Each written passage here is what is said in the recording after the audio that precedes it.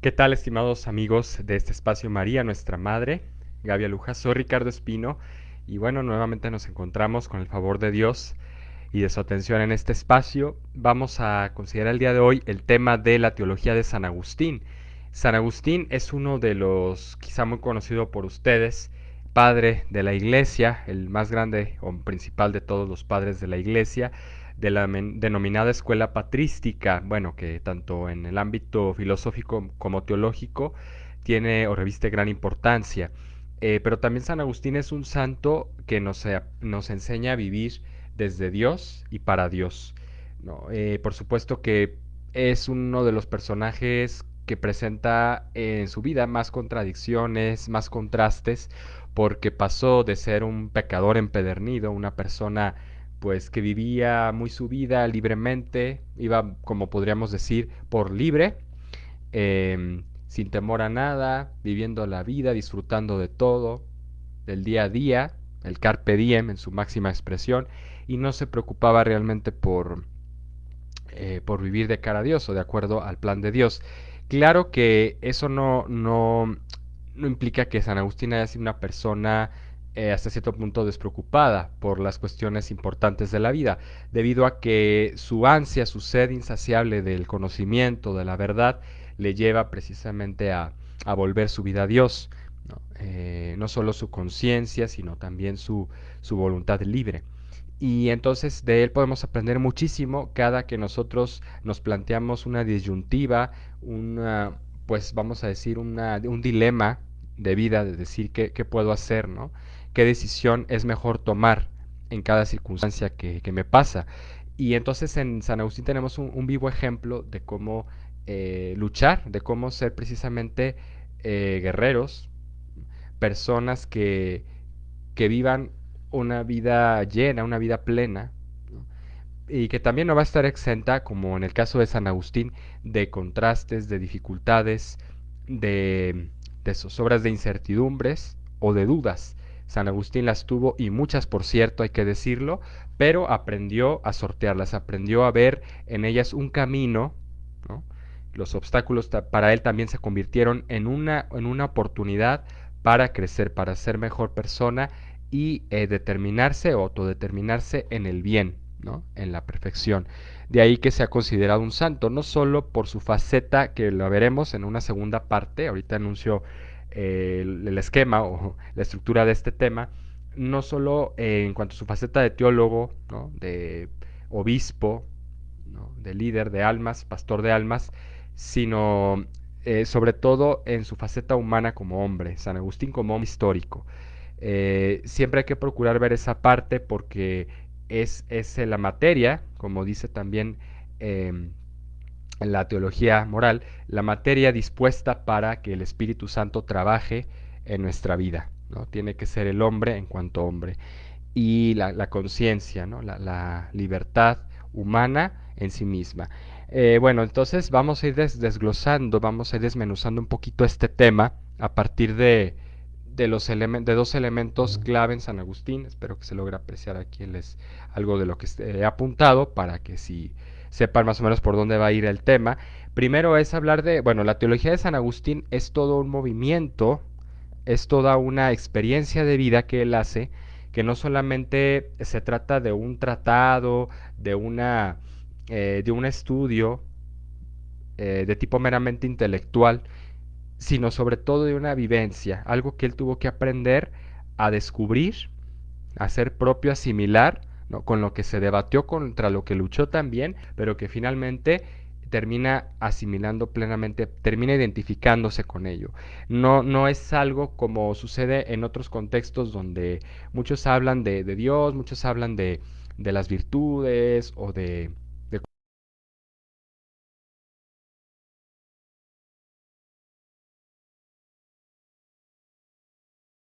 hay una congruencia, no hay una especie de acuerdo, conciliación entre la vida personal y a lo que se dedican. Muchas veces son como dos vidas, dos facetas en la misma persona. En cambio, en San Agustín se convierte en una sola identidad. Entonces, hablar de teología en San Agustín es hablar de sus vivencias, sus pecados también, porque es el teólogo más insigne, ya lo decía al principio, el padre de la iglesia más destacado o el principal, precisamente porque pasó por una serie de procesos, de caminos de conversión, ¿no? De tropiezos, de luchas, de contradicciones también, que lo hacen ser digno de la gracia, que lo hacen precisamente convertirse en un testigo de la fe, en un testigo de esperanza, en un testigo de la caridad, de las virtudes teologales, como las estoy mencionando, un testigo también que fue rescatado, así como lo fue San Pablo en su momento, ¿no? De la oscuridad, de esa especie de soberbia intelectual que en algún momento llegó a tener Agustín, así como Pablo, Pablo de Tarso, y que después ese mismo fuego, esa misma pasión o ese carácter, eh, pues sí, apasionado, lo llevan a convertirse en un testigo, en un heraldo de la fe, en un misionero incansable, ¿no? De haber sido una persona que igual despreciaba, rechazaba el cristianismo como estilo de vida, como religión, como, pues sí, una forma de vivir, se identifica plenamente con ella, ¿no? Y todo ese carácter, ese temperamento tan peculiar que lo caracterizó siempre, valga la redundancia, lo lleva a consumar, a hacer que este evangelio, esta buena nueva, este cristianismo, todavía fermente mucho mejor la sociedad, la cultura y el ambiente de su época. Bueno, vamos a hablar primero del camino de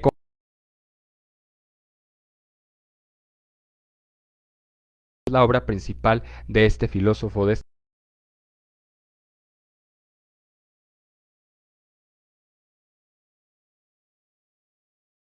Agustín de Hipona. Agustín no nace en Hipona, partamos de allí, ¿verdad? De esta distinción fundamental. San Agustín nace en una ciudad que se llama Cartago. Cartago es una ciudad muy antigua, lo que luchó contra Roma,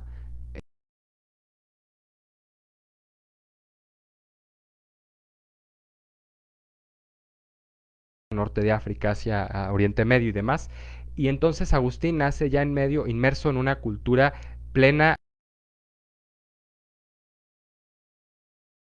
donde ya habían pasado varios siglos de dominación romana y pues él tenía toda la, la cultura, toda la educación, ¿no? Toda una perspectiva de vida también.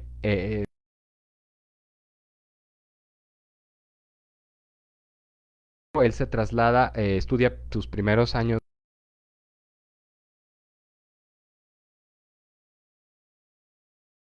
cierta posición en la sociedad y su madre, ¿verdad? Santa Mónica, que también ha sido reconocida, venerada como santa, una verdaderamente una santa mujer que tuvo que sufrir, tuvo que pues muchas veces callar, esperar a que su hijo recapacitara, a que encontrara el rumbo adecuado en su vida, ¿no? No fue difícil, perdón, no fue fácil para Mónica, su madre, este proceso tan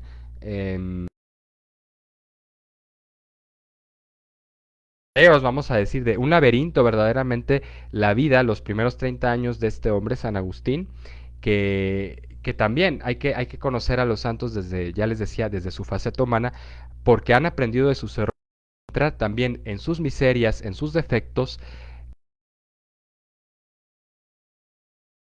y en su camino para levantarlos, para darles la fuerza, el ánimo de seguir adelante. Y entonces tenemos que, bueno, uno de estos pilares fundamentales en la vida de Agustín fue Santa Mónica, su madre, que estuvo ahí un tanto taciturna, ¿no? Taciturno quiere decir callado, serio, no, quizá su hijo no le hacía mucho caso de por sí, no, no había entre madre e hijo una comunicación tan directa o tan asertiva como nos podríamos a lo mejor imaginar que hubiera entre dos santos, ¿no? Ya reconocidos. Al principio no fue así, de hecho San Agustín después, en este libro, Las Confesiones, se lamenta de esa y otras muchas, vamos a decir, errores que tuvo en su vida, que le costó también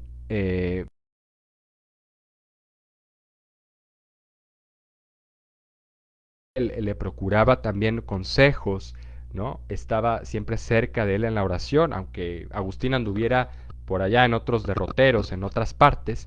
Y bueno, eso está trazado amplia y detalladamente en el libro de las confesiones. Confesiones, pues es una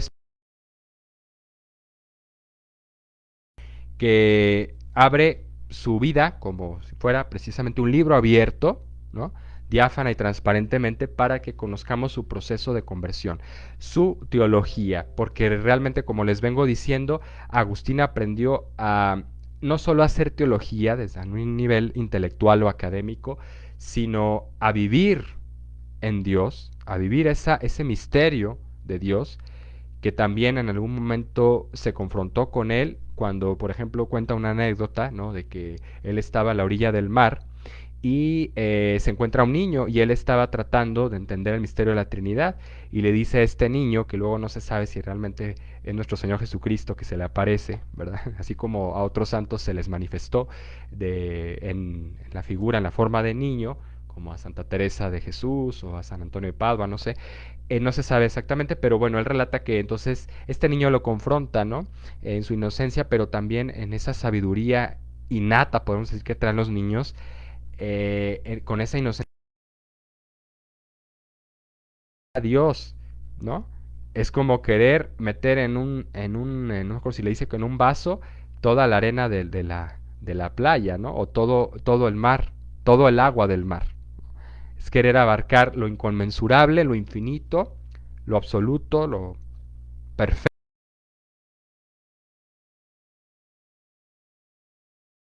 en categorías humanas, vamos a decir, ¿no? Entonces, esto es algo que él aprende para Agustín, el camino que Dios le estaba mostrando, le estaba proponiendo para santificarse, para ser un hombre santo, porque tuvo que también sufrir muchas derrotas, muchos fracasos, muchas decepciones, inclusive a nivel intelectual y a nivel humano, a nivel, vamos a decir, emocional, se puede decir.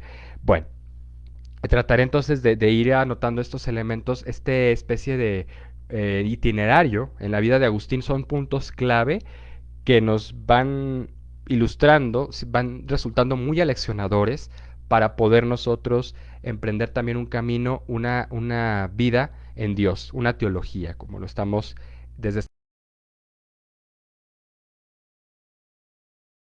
ya les digo, en Cartago, sus primeros años los pasa ahí, ¿no? En medio de, pues, de una vida bastante por parte de su padre, que no le procuró una educación, pues, religiosa, ¿no? No había como ese acuerdo entre padre y madre.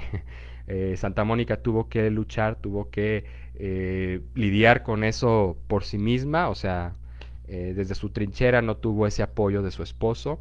Y esto también repercutió en Agustín, porque él se identificaba al principio más en cuanto hombre con su padre, ¿no? Eh, se inspiraba en él, no sé.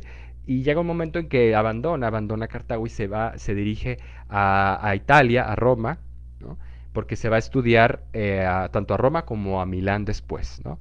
Serán dos fases interesantes en su vida, porque pues será el joven Agustín que se empapa precisamente de cultura, de civilización, de filosofía, de letras y demás, y aprende a pues a madurar también en ese ámbito, ¿no? A ser un ciudadano romano, en todo el sentido del término, eh, en forma, ¿no? Y entonces esto lo va llenando de una especie de afán, ¿no?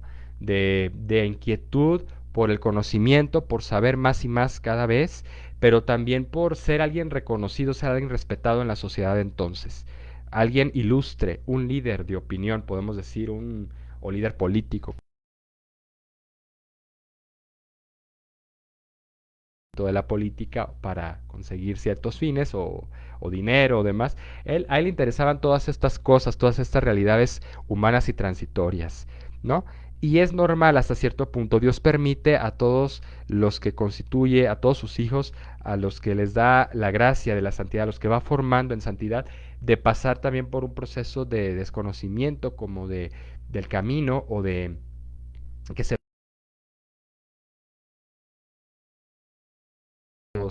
eh, vamos a decir, afanes, ¿no?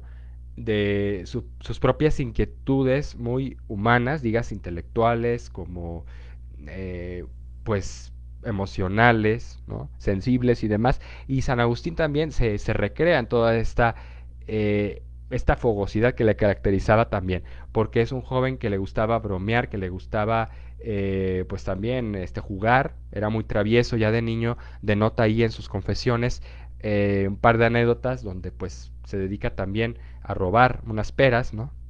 Unos frutos de un árbol y, y lo hace con una jactancia, dice, me gustaba hacerlo, ¿no? Yo era travieso, yo era pues un crío, un niño bastante normal, digamos en esos términos, pero también se daba cuenta que todas esas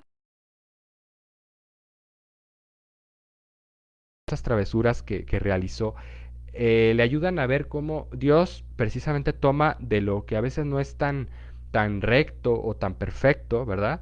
Como dice la expresión, Dios escribe derecho en renglones torcidos, es decir, nos va acomodando de nuestros mismos errores, a veces bobadas que podemos hacer, ¿no?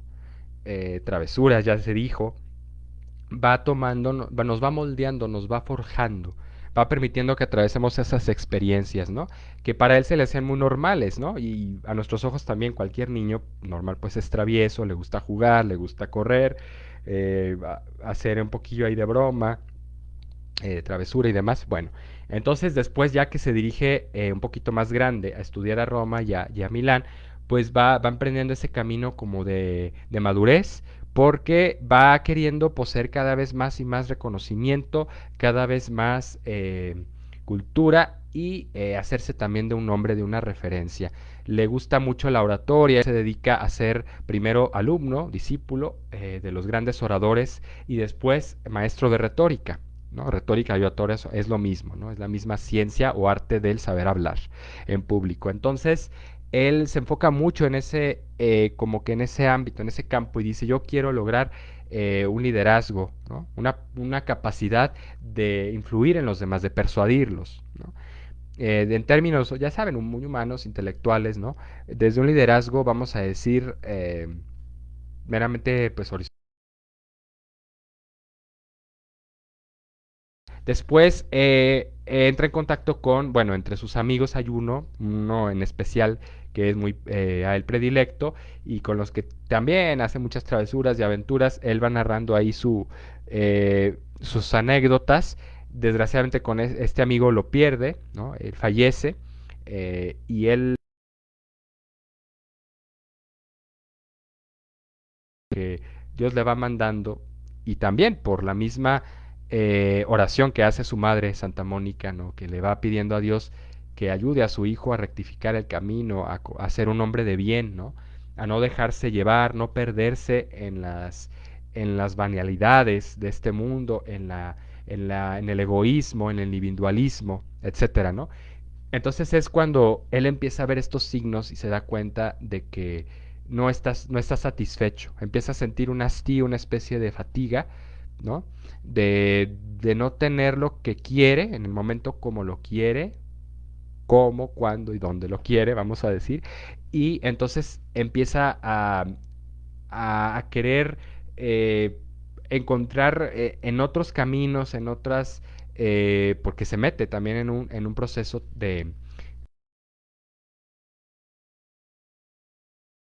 por muchas sectas, inclusive filosófico-religiosas, se podría decir como los maniqueos, ¿no? Creo que también está por ahí, no, con los pelagianos no, no coincide, pero bueno, los maniqueos eran una secta cristiana, ¿sí? Que sostenía que la carne, que el cuerpo era malo y el espíritu no tenía nada que ver, es decir, bajo este predicamento, bajo este presupuesto, Jesucristo, nuestro Señor, había venido a este mundo en apariencia humana, es decir, no había tomado realmente cuerpo, no se había encarnado en sentido estricto, ¿no? ¿Por qué? Porque el cuerpo es malo, es una especie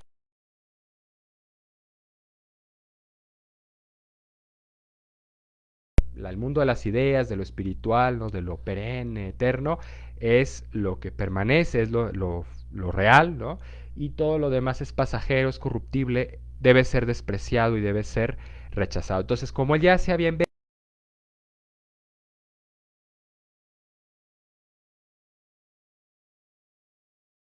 en, en los desenfrenos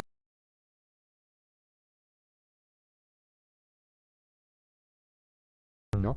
Y también en las vanidades, en la soberbia, del reconocimiento y de ser alguien destacado en términos intelectuales, pues empieza a sentir ese hastío, como ya lo mencioné, y se trata de refugiar en estas corrientes, en estas sectas que le tratan de calmar un poquito de esos remordimientos que tiene de no,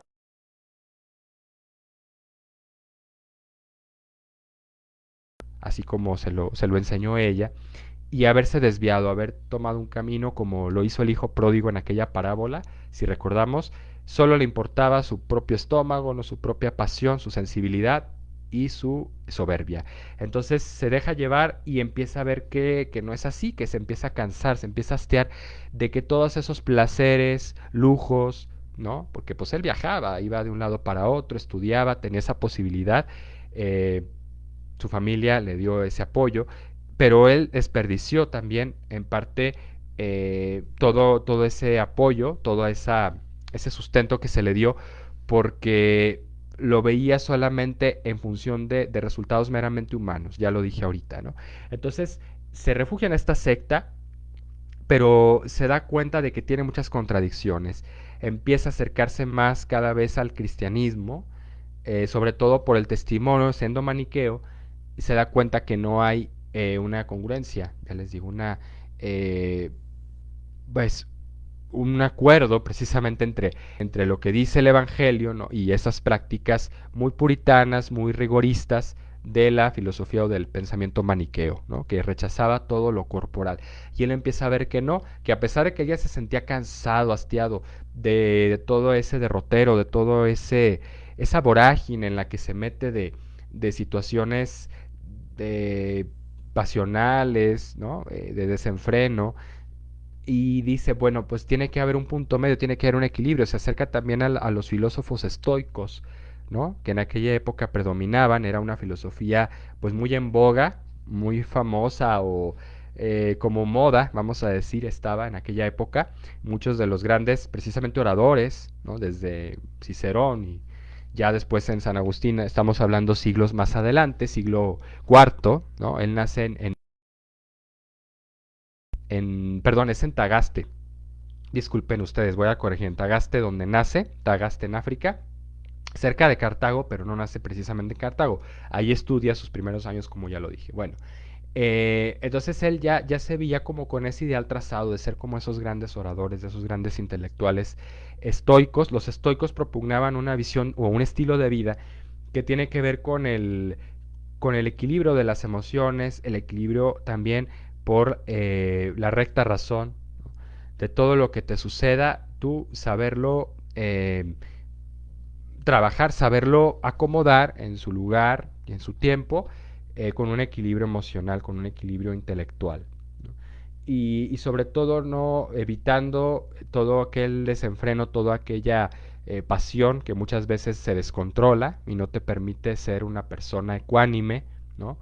Ponderada, moderada, que practique las virtudes. Los estoicos son muy afines a consolidar las virtudes cardinales: templanza, fortaleza, justicia y sabiduría, ¿no? Entonces, esto es algo que Agustín aprende de los estoicos, pero aún así como que va en un ascenso, va subiendo los escalones, ¿no? De la ascesis espiritual, pero se siente todavía insatisfecho. Y es donde más él aprende a, a concebir el tema de la verdad, pero no es un tema, sino el hecho de que él debe vivir en la verdad. ¿Y qué es la verdad? Porque se confronta con la filosofía de Platón, ya les dije, con los estoicos y con Aristóteles, que dice que la vida del hombre, la felicidad del hombre solo la puede conseguir conforme viva en la verdad, no en su propia verdad acomodaticia o parcial, como él desde una perspectiva muy mezquina la quiera ver, sino sobre todo con la verdad, con su entorno, con su realidad, decir de dónde vengo, a dónde voy, cuáles son mis virtudes, cuáles son mis defectos, ¿no? Sabiendo ver con el justo equilibrio de las cosas. Esa es la verdad para Agustín, pero de alguna manera ya profundizando un poco más en el concepto, para él verdad es un aspecto que está velado, que está como oculto, oscuro, ¿no? En misterio, y que tiene que ser despertado por la conciencia, que tiene que ser revelado, que la conciencia tiene que recapacitar. Y hay filósofos que han seguido un poquito esta corriente. Algunos se han decantado o han ido por una línea que se le llama el intimismo o el misticismo, que es un poquito más como supersticioso, esotérico, ¿no? Que no tiene mucho que ver con esto. De hecho, otra de las corrientes con las que Agustín se topa o con las que se introduce es la gnosis o los gnósticos, además de maniqueos, ya dije. Además de los estoicos, establece contacto con los gnósticos. Los gnósticos adoran, por así decirlo, el conocimiento. O sea, su Dios, ¿sí? Su principal referencia, punto de partida y punto de llegada, su objetivo es el conocimiento por el conocimiento. De ahí que se llame gnosis, ¿no? Del griego conocer. Entonces, es una especie de masonería, vamos a decir, antigua, que, pues, fíjense, desde cuándo estamos hablando de esto. Ya existía desde la época de los griegos, de los filósofos precristianos, antes de Sócrates, incluso Pitágoras era uno de los filósofos que se denominaba, pues, desde esa vertiente gnóstica, ¿no? Que buscaba fundar como una escuela, una academia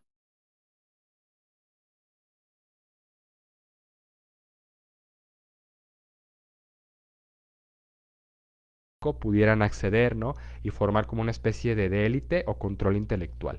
Y esto a Agustín le entusiasmaba mucho en términos humanos, como ya lo dije, en apariencia le atraía, ¿no? Él se dejaba llevar, como ya dijimos, por las modas del momento y aprende entonces en algún punto a rechazar todo eso o darse cuenta porque se le caen como que los velos, ¿no? De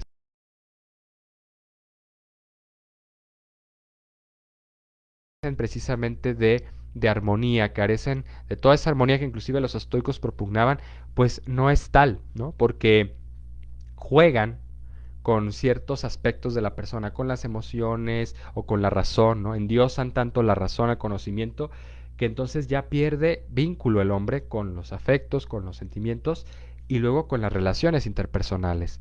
Entonces él empieza a ver más allá y se adentra ya cuando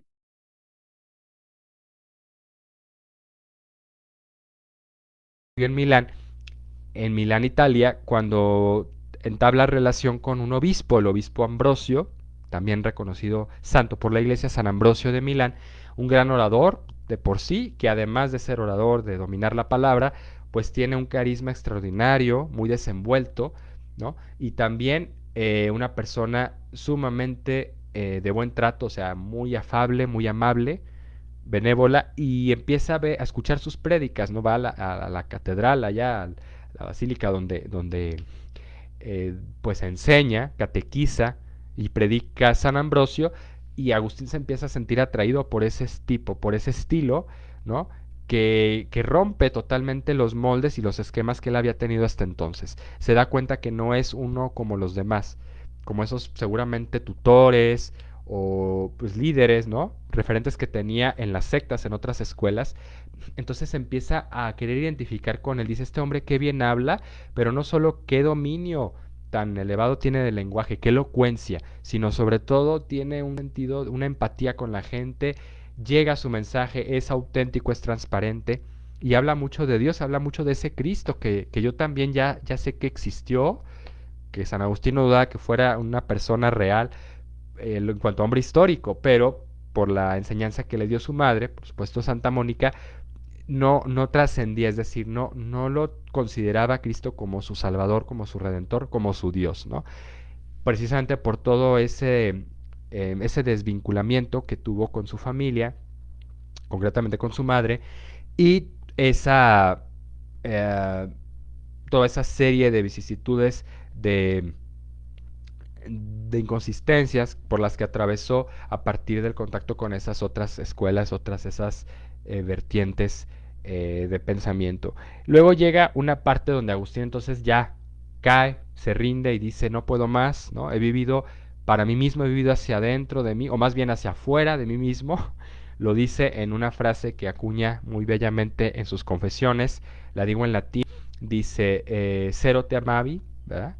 Cero te amavi, tarde te amé, dice él, pulcritudo tam antiqua et tam nova, ¿no? Tú estabas, yo te amé tarde, dice, te amé tarde, hermosura, habla de la verdad que encuentra en Cristo, a partir del testimonio de Ambrosio, que le viene a confirmar que la persona de Cristo está viva, y no solamente es un hombre que quedó en el pasado, sino que es el redentor del hombre. Y dice, yo te amé tarde, hermosura tan antigua y tan nueva. Yo te buscaba fuera, ¿no? En las cosas exteriores, en los lujos, en los vicios, en las pasiones, en los apetitos de la carne, ¿verdad? Trataba de abarcarte, trataba de contenerte, de sentir esas, de presentir, experimentar, perdón, esa satisfacción, ¿no? De vivir plenamente, de encontrar ese equilibrio que me faltaba, ¿no? Hasta que finalmente me di cuenta que tú realmente estabas dentro de mí desde siempre, ¿no? Intus me, decía, estabas dentro de mí y no fuera, como yo creía, en las cosas externas, en la superficialidad. Esto nos ilustra, nos alecciona bastante en cuanto al tema de la búsqueda, precisamente de la felicidad de nuestra vida. No es algo que sea un aspecto ajeno o exterior, ¿no?, a nosotros, sino que es un trabajo interior que nosotros vamos haciendo, un esfuerzo por vivir en la armonía, en el orden, ¿no? Los filósofos hablan de los trascendentales, belleza, unidad, ¿no?, bondad, verdad,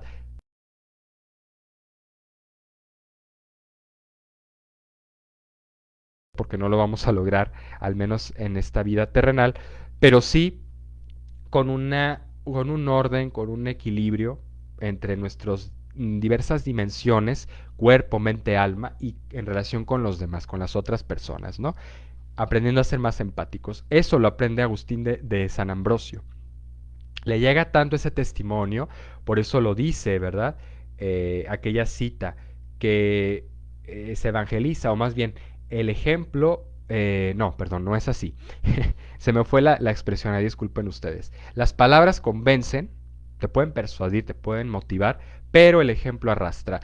Y qué sabio es realmente, porque solamente el testimonio vivo de una persona es aquello que te va a convencer a ti, que te va a mover a decir, si él lo logró, con todo y que conozco que es una persona así ya está, que tiene estos defectos, que tiene estas limitaciones, y también por supuesto sus cualidades, yo también lo puedo lograr, ¿no? Cada uno bajo sus propias características, su temperamento y sus cualidades, ¿no? Entonces, esta es la fase como del Agustín en proceso, ¿no? De ese santo, vamos a decir, en proceso, que se va descubriendo, que se va reconociendo a sí mismo como una criatura necesitada de redención, de perdón, de amor, que ha vivido tan ensimismada, tan individualistamente, tan egoístamente, perdón, que necesita ser rescatada de ese bache, de ese estancamiento, donde todo lo ve en función de sí, como si fuera el ombligo del universo, como si todo girara en torno a él y él tuviera que ser el centro de atención, él tuviera que tener todo el reconocimiento, toda la gloria. Les invito, por tanto, no se conformen con lo que les estoy compartiendo, vayan al texto, vayan a disfrutar de ese rico, de ese profundo testimonio que da Agustín en sus confesiones en ese camino de conversión. Por darles algunos datos nada más en referencia, Agustín entonces nace en el 354, muere en el 430, ¿no? Es una persona que vive casi 80 años, ¿no? Pero ya vamos a entrar un poquito más, a grosso modo, tampoco me voy a detener demasiado, porque ya la parte fundamental la tenemos, la hemos compartido. En la segunda fase, la segunda parte de su vida, que es ya tras su bautismo, ¿no? Él se bautiza además en un contexto histórico, eh, pues, trascendente o coyuntural, porque se da el paso en la jurisdicción del Imperio Romano de que el cristianismo deje de ser una religión tolerada o permitida, cuya práctica sea permitida, a una religión de Estado, una religión oficial, ¿no?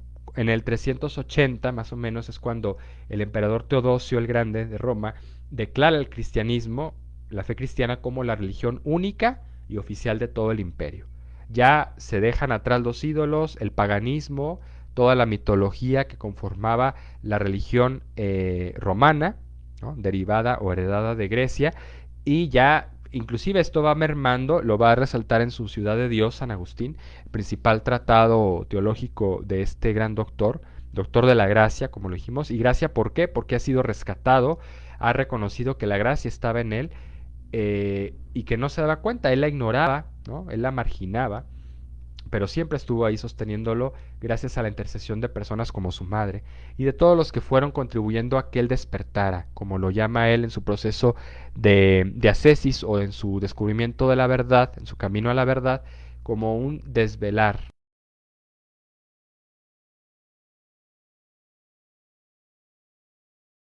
las visiones o perspectivas de las cosas y aprende a ver todo en función de Dios que lo sostiene y que lo llama precisamente a su servicio.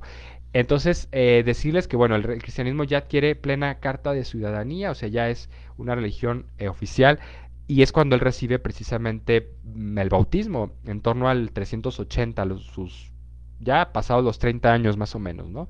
Es una interesante analogía que luego también él establece con nuestro Señor, porque habla de cómo Cristo comienza su vida pública precisamente en el albor de sus 30 años, 30 y tantos, y así como él, ¿no? Se encuentra como una especie de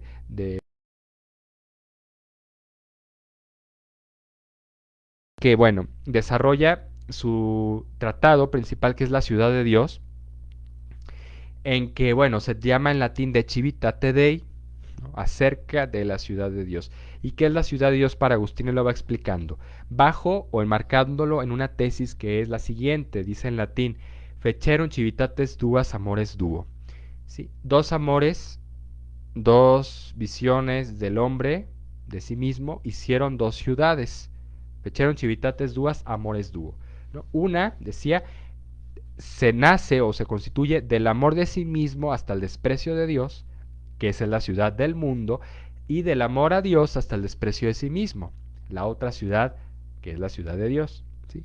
Entonces es una dialéctica muy interesante que establece Agustín a lo largo de su visión de la historia, de la humanidad, de la historia de la salvación, por supuesto, que se, que se entronca con el acontecimiento de la encarnación y la resurrección de Cristo, es el momento, el parteaguas de la historia, donde dice el hombre deja de estar solo, deja de estar a merced de sus propias pasiones, de sus propias intenciones o meras proyecciones humanas, que trata de buscar una respuesta en los fenómenos de la naturaleza a aquellas razones que no encuentra, o sea, es decir, a una respuesta suficiente, una causa de las cosas, ¿sí? En cuanto filósofo así lo sostiene, en la misma naturaleza, ¿no? Y atribuye a la naturaleza a las fuerzas, a los poderes de las leyes físicas y demás, del orden del universo, del cosmos, propiedades divinas para poder justificar, ¿no? El origen, la finalidad que se da en las cosas, en el mundo real y en el mismo hombre, cuando realmente ese finalismo, esa causa primera y última está en Cristo. Él vuelve precisamente a uno de los textos que comenta Agustín, a la par de este gran tratado de la ciudad de Dios, es el Evangelio según San Juan. Es un texto muy bello porque empieza a hacer un glosario, empieza a hacer una reinterpretación del Evangelio de Juan a partir de ese bello prólogo donde nos habla del Cristo como la razón primera y última de todas las cosas, que es algo con lo que él siempre se confrontó. Ya lo dice, si remontamos al texto de las confesiones, que buscaba él en cosas exteriores, en meras criaturas, ¿no? Finitas, corruptibles, ¿no? Del mundo físico, del mundo sensible, la verdad, la plenitud o la satisfacción, la felicidad, cuando no estaba sino en aquel que las ha creado. Solo aquel que ha creado las cosas, dice Agustín, es el que les puede dar suficiencia y es el que puede precisamente hacer que sean buenas. Por la teoría también de Platón que habla de la participación. ¿No? Las cosas, encima todas las cosas que existen, tienen un sentido y un finalismo para el bien del mismo hombre. Todo está encaminado al bien del hombre y a través de su voluntad es que el hombre apetece las cosas, las busca para conformarse en el bien, para autodeterminarse como mejor persona, como mejor criatura, ¿no? Pero hay grados, porque también el bien en las cosas está participado, está distribuido en grados y no todas las cosas valen lo mismo ni son igual de importantes, ¿no? Esto rompe con la teoría del relativismo que hoy en día en nuestro entorno posmoderno se nos quiere hacer creer que nada es verdadero en sí mismo, nada tiene valor suficiente o perenne o absoluto, solamente lo pasajero, ¿no? Hay que aprovecharlo de cada día, lo que va y viene, y no, San Agustín se harta de todo eso, como ya lo dijimos en su experiencia de vida a lo largo de esos años de juventud, y ya cuando se encuentra Agustín un hombre más maduro, ya preparado, que se estudia además la teología, se ordena sacerdote y luego es promovido para ser obispo, obispo ya de la ciudad de Hipona, cerca también de Cartago, aquella región del norte de África, donde se encuentra actualmente el país de Túnez. Bueno, la ciudad de Cartago sigue existiendo, ¿verdad? Pero ya bajo otra demarcación política, el país de Túnez, bueno, y Marruecos, son esas partes más o menos.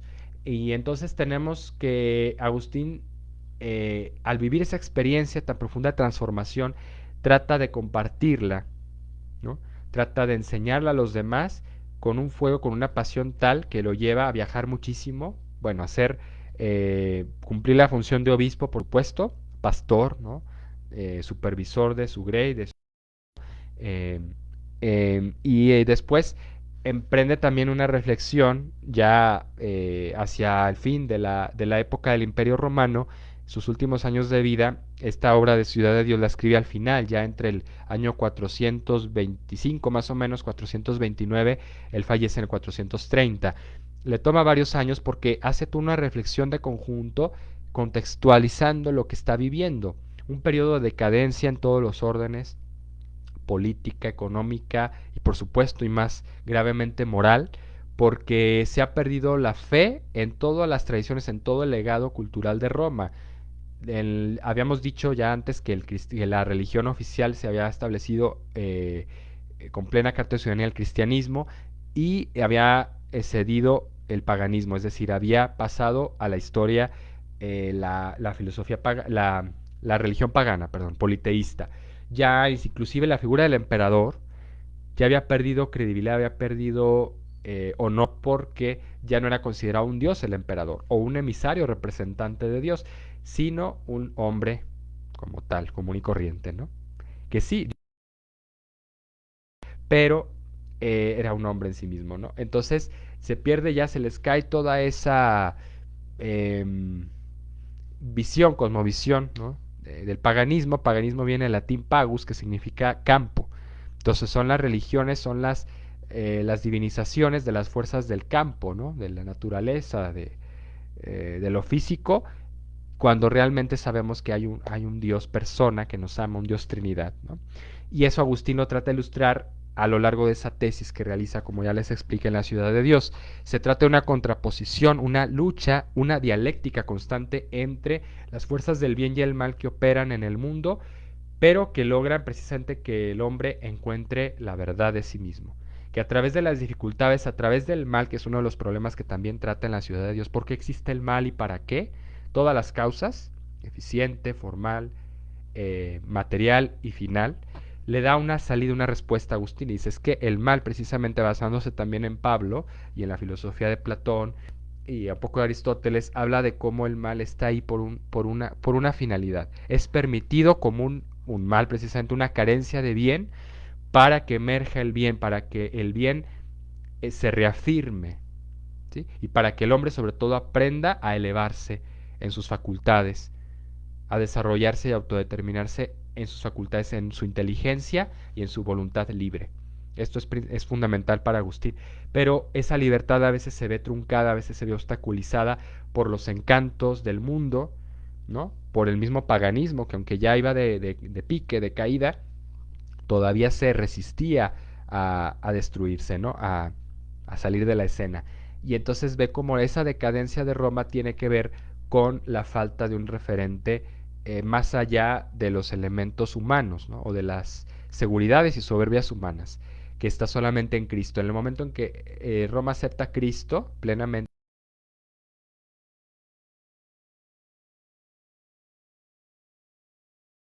pierde todo un legado, todo un patrimonio, ¿no? De siglos y siglos de atrás, pero realmente se gana mucho porque Cristo no viene a eliminar, a destruir nada, sino viene a darle una nueva orientación, un nuevo sentido en su persona a todas las cosas, ¿no? Inclusive ya habíamos hablado en cuanto a otro tema de la dimensión histórica,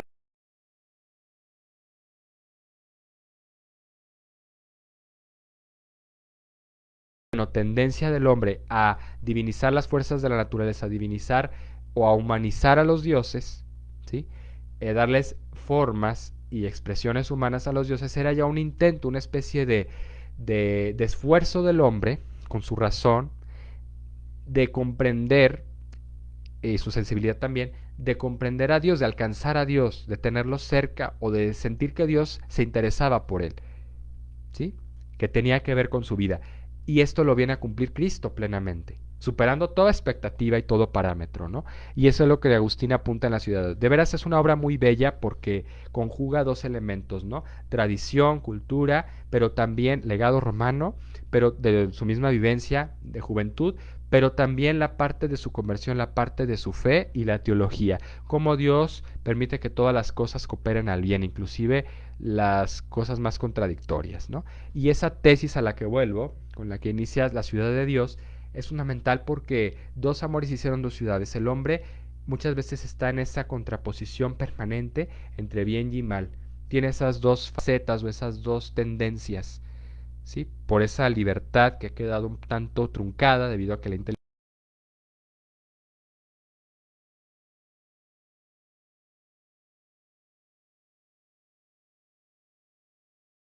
es el único camino seguro, lo dice San Agustín, también basándose en el texto de San Juan.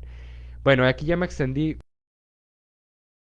no le di en tanto vueltas al tema, pero no con la finalidad de aburrirlos, sino de ofrecerles una interpretación, a lo mejor también muy mía, pero lo más posible objetiva, para que ustedes se adentren también en el estudio, se acerquen a estos documentos, a estos textos, a la que es muy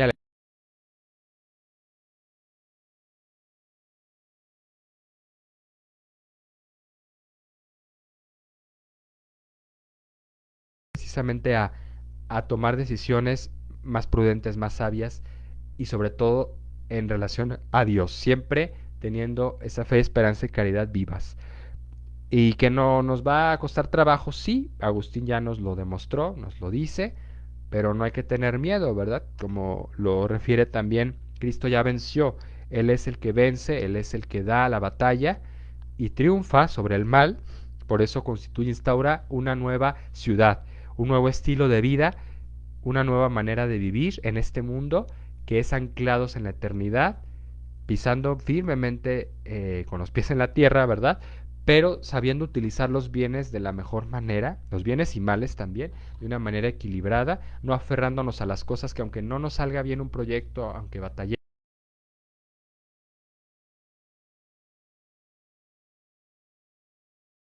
y que el esfuerzo vale la pena, aunque a veces no logremos del paganismo, ¿no? De la cultura que hoy en día estamos recuperando en cierto sentido, no politeísta como tal, pero sí de idolatría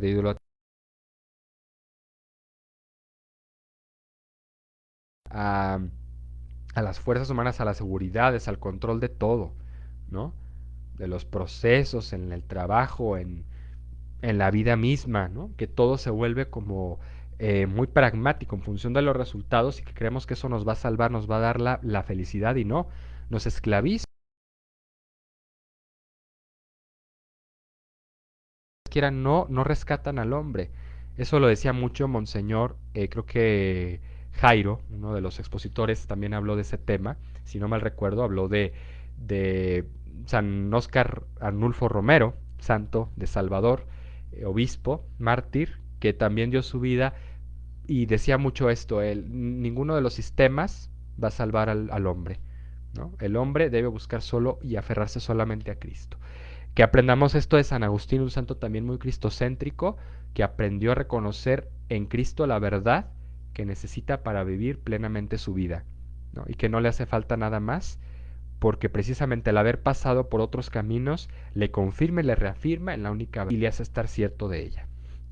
Gracias por su atención, esperamos vernos la próxima semana con un tema más y bueno, pues cuídense mucho, Dios los bendiga. Encomendémonos también a este santo, a San Agustín, que aunque no es su festividad ni hoy ni en estos días, pues es bueno tenerlo cercano, orar, pedirle intercesión, pedirle ayuda. Cuando tengamos esas dificultades, atravesemos por esos dilemas en nuestra vida en cada momento. Que la pasen muy bien, saludos a todos y bueno, agradezco a mi amiga Gaby por el espacio, por seguir colaborando.